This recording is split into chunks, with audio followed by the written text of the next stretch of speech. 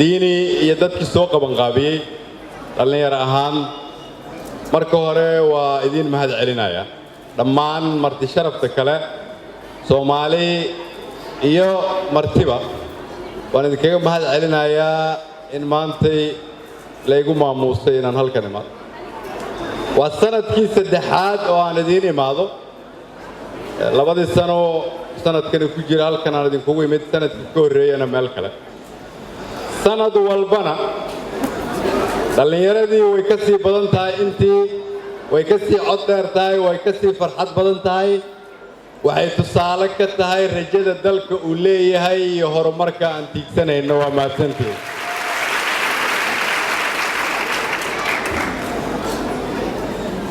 maanta waxaa farxad weyn ah ma aha inaan idin xiro halkan laakiin inaanan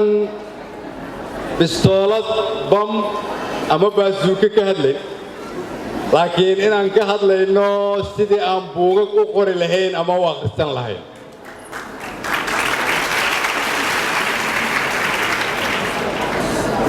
sababtoo ah waa sida keliya oo aan dhibka uga bixi karno qoraalka iyo akhriskuba waa dhaqanka lagu yaqaano ilbaxnimaduna waxay ka fog tahay xasaradaha iyo colaadaha haddii akhriska iyo qoraalku marka ay lafdhabar u yihiin taariikh wanaagsan iyo ilbaxnimo sidoo kale ay noqonayso meeshii nagu hoggaami lahayd inaan ka fogaanno xasaradaha iyo colaadaha waxaan aaminsanahay inaad ku taagan tihiin dariiq saxa maanta sida aan nahay dalkeennu meesha uu taagan yahay waa laga sheekayn doonaa mustaqbalka waxa halkan aad u fadhidaan intiina isugu timid ama buuq qortay ama soo qaban qaabisay ama halkan ka hadashay waxay ka mid noqonaysaa taariikhda dalkeennu uu leeyahay 10 sano 20 sano 30 sano kadib waxaa jiri doona dhacdooyin la mid ah kuwan ka waaweyn ka horumarsan waxaa mar walba dib loo jaleecan doonaa oo laga hadli doonaa meeshii laga soo bilaabay buddhigayaasha dhaqankaas ilbaxnimada oo ku ridaya ummadda Soomaaliyeed jidka saxda ah inaad tihiin dhalinyaroy anigoo ku hadlaya magaca dawladda waa ku mahadsantihiin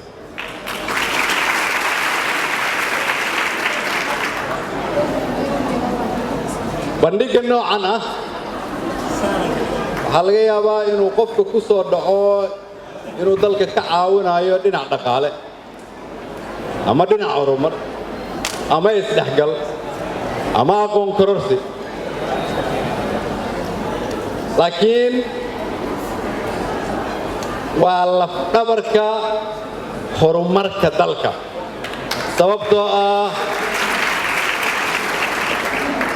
sababtoo ah sida keliya oo aan dunida kula tartami karno qarniga 21aad waa waxa ku qoran buugagta waa waxa ku qoran buugagta idinku aad qortaan dalkan dhaqankiisa taariikhdiisa fursadiisa mustaqbalkiisa iyo hamiga aan ka leenahay dawladnimada qofaan dalkan u dhalan ma sheegi karo qofaan marka uu wax ka qoraayo u damqanayn dalkiisana ma sheegi karto qofaan dalka mustaqbalka lahaynna ma sheegi karto in marka qoraayaasha dalka maanta ay yihiin dhalinyarada Soomaaliyeed taasina waxaan leeyahay waa rajo weyn waxaan rabaa dhowr arrimood halkan inaan ka sheego caqabadaha naga haysta in dalka dib loo dhiso midda ugu weyn ma aha amniga ama dib u heshiisiinta ama kobaca dhaqaalaha ama siyaasad midaysan ama adeeg bulsho caqabada ugu weyn oo naga haysata dib u dhiska dalka waxay tahay sida loo bedeli lahaa dalka fikirka laga qabo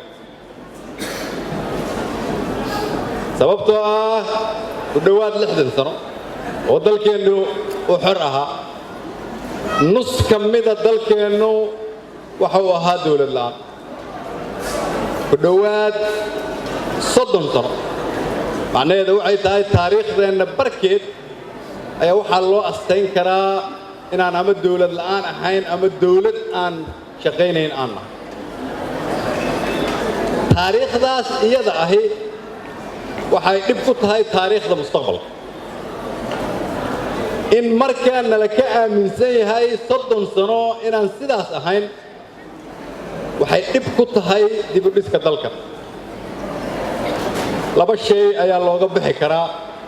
mid waa midda idinku maanta halkan aad u fadhidaan oo adduunyada inaad u sheegtaan cidda hadda aan nahay iyo cidda aan noqon doono iyo cidda aan ahaan jirnay idinku inaad qortaan taariikhda cusub oo dalkan laga rabo macnaheedu waxay tahay maanta halkan waxaad isugu dhigteen ama aad isugu timaadeen inaad dhagax dhigtaan sida uu noqonayo dhismaha mustaqbalka Soomaaliyeed tan labaad waxay tahay inteena mas'uuliyiinta hadda ah oo idinkeedin matala oo idinka shaqaalaha idin ah iyaguna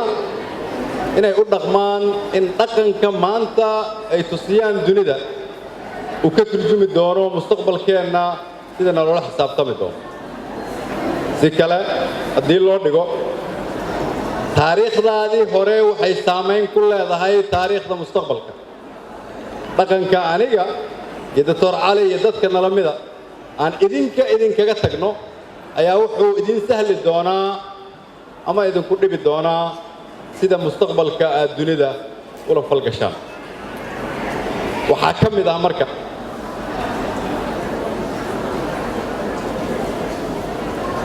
inaan aqbalno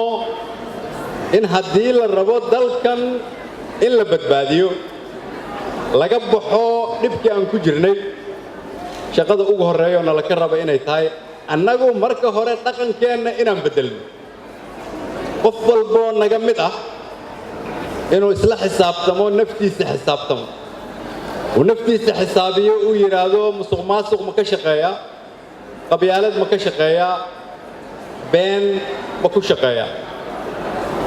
ummadda Soomaaliyeed ma ugu adeegaa sidii loogu talagalay inaan ugu adeego su'aashaasi hadday maya tahay bulsho weynta iyo dawladba inta aan la gaarin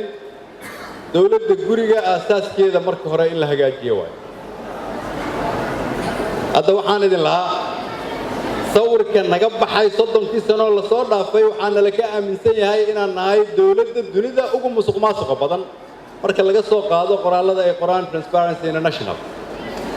dhinaca kale markaa ka fiiriso labadii sano oo dalkan madaxweyne Farmaajo madaxweynaha ka ahaa aniguna aan ra'iisul wasaaraha ka ahaa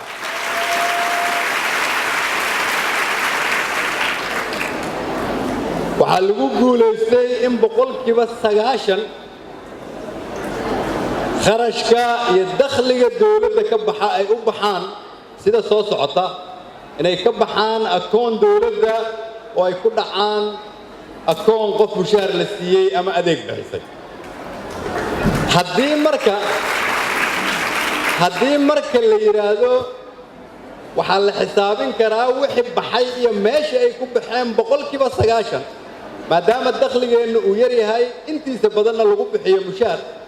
waxay ahayd Transparency International inay soo qorto Soomaaliya waa dalka ugu musuqmaasuq yar Afrika ma soo qorayso sababtoo ah waxay haystaan taariikhdii aan idinkaga sheekeeyey oo ah 30 sano la soo dhaafay waa cidda bedelaysa marka taariikhdaas waa wiilasha iyo gabdhaha halkan fadhiya waa milkiilayaasha dalka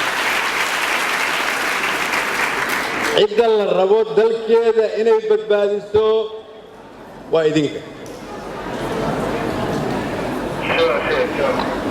waxaa kaloo la rabaa dawlad waliba inay ku tashato xooggeeda annaga xoogga badan ugu badan oo aan leenahay وأنا من سنة هاي إنه يهاي كي مستقبل كأنه وحكتر لها وحوي هاي إن ويران بقول كيف تضبط إيشان شعب الصوماليات أيهين دليرو dhammaad ka qarniga 22aad iyo bilowga qarniga 22aad waxa buddigid u noqon doona mustaqbalka iyo taariikhda ummadda Soomaaliyeed wiilasha iyo gabdhaha jooga halkan maanta siday u dhaqmaan ma aha aniga iyo Dr. Ali iyo dadka nala midka sidaan u dhaqan oo halkan fadhiyo idinku sida aad u dhaqantaan haddii aad leedihiin hami kooban haddii aad ka fikirtaan yaan isku qabiilnahay haddii aad aragtaan musuqmaasuq jira oo aad ka aamustaan haddii aan saxda iyo khaladka la kala garan haddii uu sii socdo dhaqankii ahaa in dowladnimada dhexdhexaad laga ahaado sababtoo ah oo wixii nala soo baray 30 sano la soo dhaafay haddii aan dariiqaas isaga ah ku soconno waxaa laga yaabaa inaan qayb ka noqonno taariikhdii soo joogtay dhalinyaro abaabulan meel walba ay joogto ka madax bannaan musuqmaasuq iyo qabyaal xajisataa waxa ugu weyn oo qof bila aadana ilaahay siiyey oo ah isaga xorriyadiisa sababtoo haddaad diibto qayb xorriyadaada ka mid ah naftaadana wax ku tari maysid dalkaadana wax ku tari maysid haddii markaa dhalinyaro xor ah maskax caafimaad qabta aan lagu adeegan laakiin iyagu dalkooda u adeega waxaan leenahay rajo weyn su'aalaha aad isweydiinaysaan ma ahan kuwa siyaasiyiintu ay ku qoraan baraha bulshada waa kuwa ku salaysan maskaxdiinna oo aad fikirtaan waa maxay sax iyo qalad waa maxay taariikhda hore iyo taariikhda mustaqbalka yaa dalkeenna u wanaagsan yaan u wanaagsanayn sidee baan dunida ula tartannaa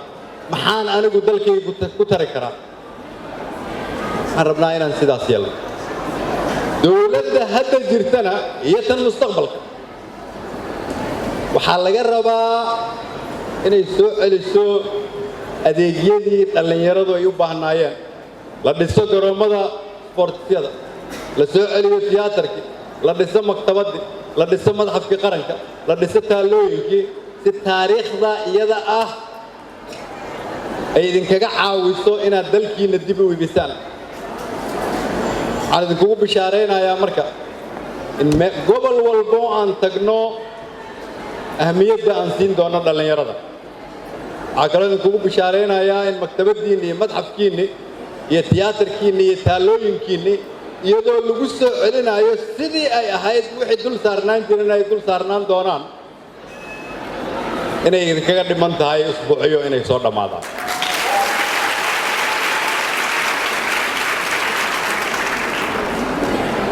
kulligeen waa nala xisaabin doonaa waxaa nala ku xisaabin doonaa dalkaada maxaad ku darsatay maxaad dhigtay waxaa laga yaabaa inaad walwalsantihiin oo isleedihiin dalka mustaqbalkiisu siduu noqonaya qofkii dalka mustaqbalkiisa samayn lahaa kama walwali karo mustaqbalka dalka ciddii dalka mustaqbalkeeda samayn lahayd waa idinka waxaan idinkugu bishaaraynayaa in waddankiinnu uu ka dhaqaalo badan yahay 2 sano ka hor in qof walbo dowladda u shaqaystay mushaarkeeda qaadato in ugu yaraan adduunyada ay aqbashay in dib habaynta dhaqaalaha waddankiinna ay shaqaysay bisha Febraayo haddii ilaahay yiraahdana aan ka wada shaqeyno uu dalku qarka u saaran yahay in deynta laga cafiyo waxaad aragteen in ciidamadiinni dib habayn lagu sameeyey oo wiilashiinni iyo gabdhihiinni ay fadhiyaan oo dheegle iyo sabiid iyo bariire iyo ceelsaliini oo ay ka adkaadeen shabaabka shaqadooduna ay socoto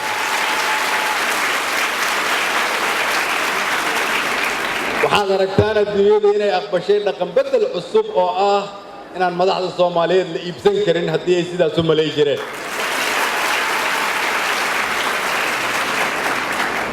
waxaad aragteen dhaqan bedel cusub oo ah in madaxdu aanay ka qaraaban ama ka qowlaysan dalkeeda laakiin ay dadkeeda u shaqayso aanna ogolnahay in lala xisaabtamo laaluush iyo qabyaaladna aanan ka shaqayn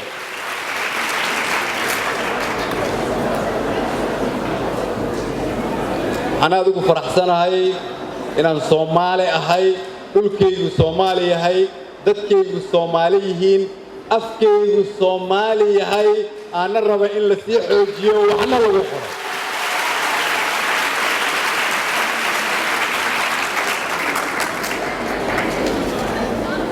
waxaan aaminsanahay dalkaygu inuu ka fursad badan yahay dalalka nagu xeeran waxaan aaminsanahay inaan noqon karno waddanka ugu qanisan Afrika waxaan aaminsanahay in dalkeenna loo soo shaqo tagi karo waxaan aaminsanahay inaan carruurteenna mustaqbal weyn u samayn karo waxaa kaloon aaminsanahay inay taasu dhacayso sababtoo ah 75% dadka dhulkeenna ku nool waa dhalinyaro Soomaaliyeed oo raba dalkoodii inuu hagaago mustaqbalna ay samaystaan